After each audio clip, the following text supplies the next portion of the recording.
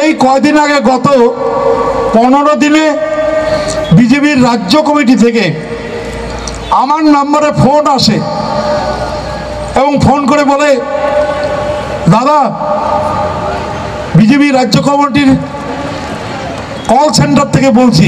আমি তো হু হু করি, বলে কি হয় কল?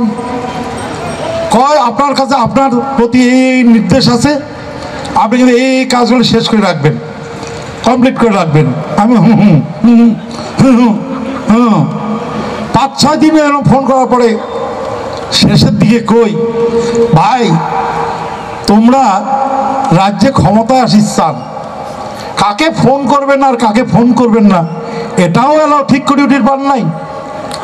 বলে কে দাদা? বলে মই রাজ্যের মন্ত্রী, মই কুচবিহার জেলা তৃণমূল কংগ্রেসের সভাপতি, সবাই তোমরা মুখে ফোন করেন? হ্যাঁ, তোমার কি কোনো লোকে নাই তোমার এটাই? হ্যাঁ, এই হচ্ছে ওদের অবস্থা। এই কথাটা আজকেই ফাঁস করলাম, কোথাও কাউকে বলিনি, বুঝছেন?